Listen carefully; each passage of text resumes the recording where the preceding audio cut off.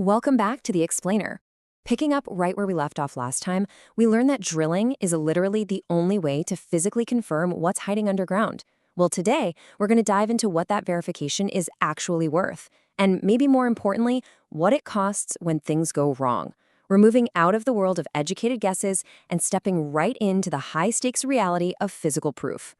Just as a really quick recap for us, seismic data, it's basically a highly educated guess. It tells us the rock layers look right, but at the end of the day, it's just an inference. Drilling is the physical act that brings actual, undeniable verification. You could have the most advanced, cutting-edge 3D or 4D computer models in the world, but until you actually drill, you are just looking at a very, very expensive probability. There's an industry saying that hits the nail right on the head here. No remote sensing technology will ever replace the physical act of putting a hole in the ground to see what's actually down there. Think of it like a doctor looking at an X-ray, right? The image gives a really strong hint that something is there, but a physical biopsy is the only way to truly confirm it. In this industry, drilling is the biopsy of the earth. So, what are we paying for when we drill? Exploration walls are there to confirm three absolute must-haves. We call these the pillars of proof. First, the actual presence of hydrocarbons. Second, the reservoir quality, meaning can it actually flow? And third, commercial viability. Is there enough volume down there to even be worth producing? A successful well absolutely must prove all three.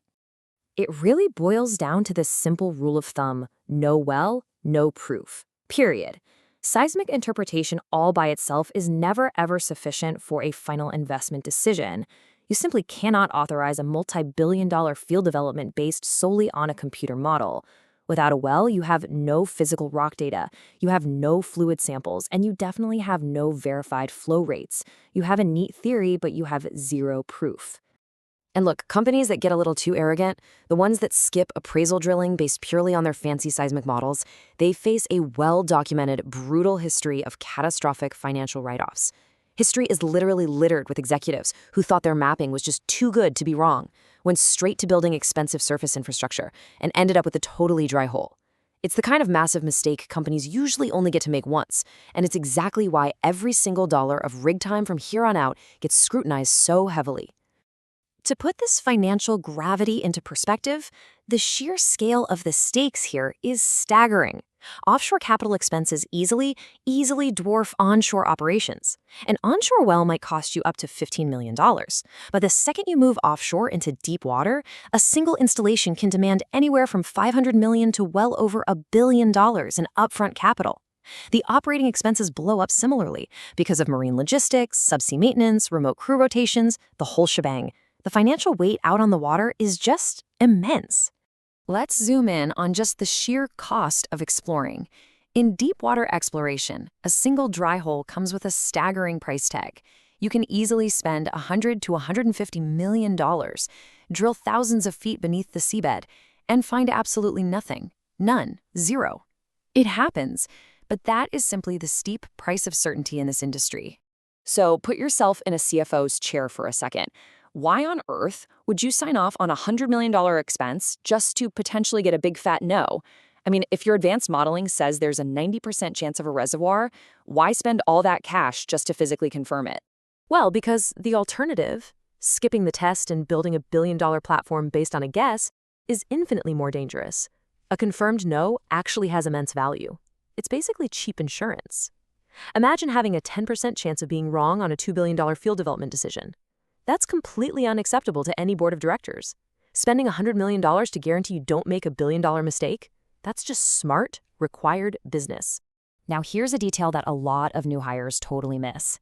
Drilling isn't just about extraction. It's a diagnostic tool that seamlessly turns into your production tool once the oil is actually found. It's the exact same hole doing two jobs. If that insanely expensive exploration well hits a commercial reserve, you don't pack up and drill a new one. No way. You case it, you complete it, and it becomes the exact conduit that brings those hydrocarbons up to the surface. It does double duty. So, drilling confirms what's underground, but it comes at a price that would honestly make most other industries flinch.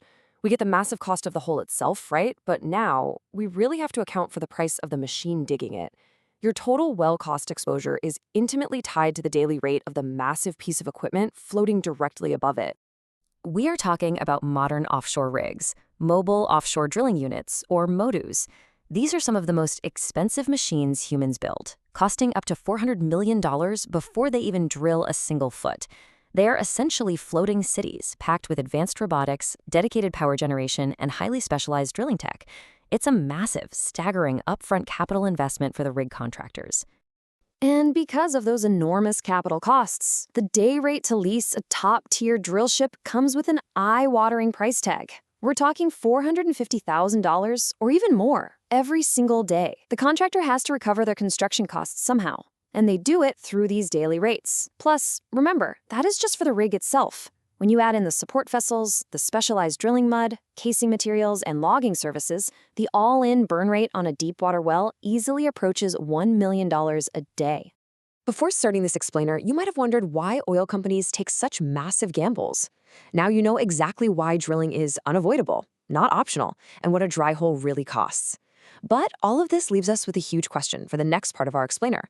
How do operators actually manage the extreme financial risk of a $400 million machine bleeding $1 million a day? We'll uncover exactly how they beat the clock next time.